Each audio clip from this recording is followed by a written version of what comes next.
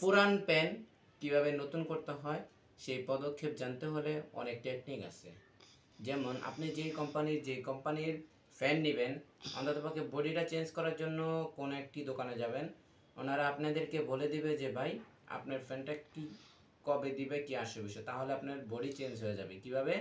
পুরানো বডির অনেক ঝামেলা হয়, যেমন বেয়ারিং চলে যায় বা যে কোনো একটা ঝামেলা হয়, যার কারণে আমাদের অনেক ব্যয়বহুল খরচ হয়। সেই ক্ষেত্রে 700-800 টাকা দিয়ে আপনি বাইরে ঠিক করার থেকে এক হাজার 1050 টাকার ভিতরে নতুন একটি বডি নিতে পারেন।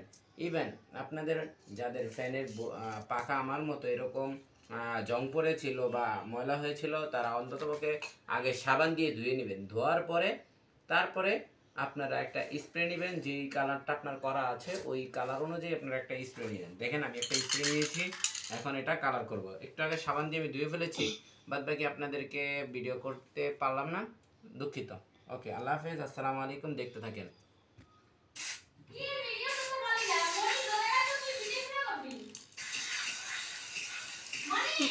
হ্যাঁ, আর ভিডিওই তো করছি।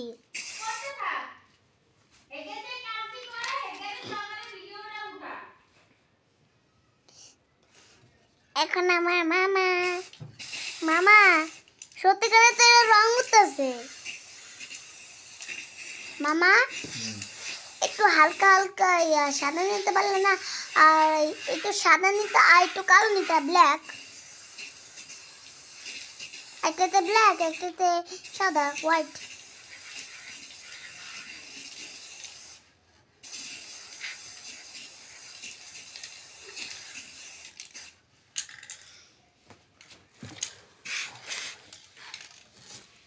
এখন আমার মামা রং করে নিচ্ছে।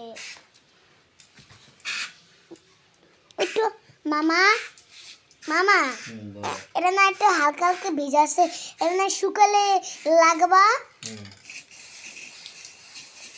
নানু এসে কইব ওটা কি নতুন কিনছস নাকি পুরান, এটা কইব না?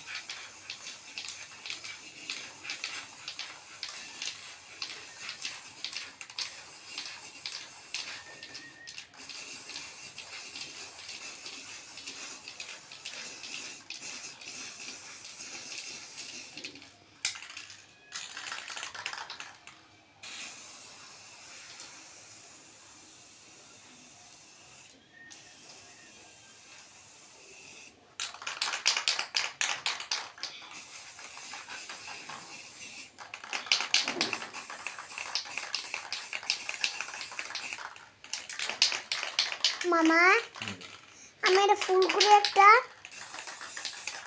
মামা সাদা দেখলে ভালো লাগে না, একটু ফুল করি। খালি হাত দিয়া একটা ফুল বানাবো। মামা ফুল বানাই। কে তোমার ফুল পছন্দ না?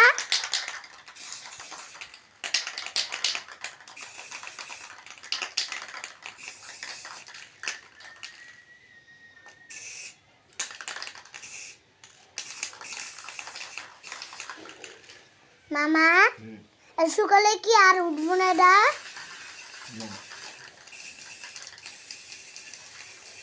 যদি ভিজে থাকে আর যদি হাত ধুয়ে না তাহলে কি উঠবে?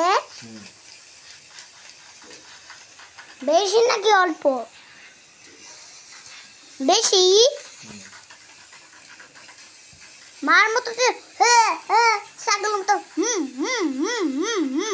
এমন করে যেতেছ, ছাগলের মতো করে দে। ছাগলের মতো এমন করো। মা তো একটা ছাগলের মতো করে, আর তুমি একটা ছাগল হয়ে গেছো।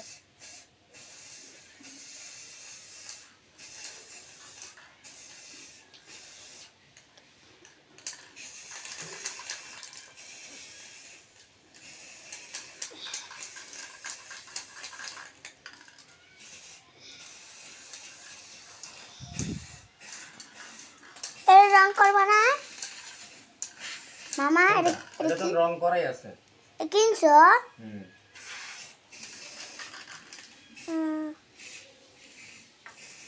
কিনলে এটি কি লাড়ি নাকি? ধরো না তুমি। আসসালামু আলাইকুম, রেখে দিলাম। যেগুলো সাদা কালার। আসসালামু আলাইকুম, এখন রেখে দিলাম, টাটা।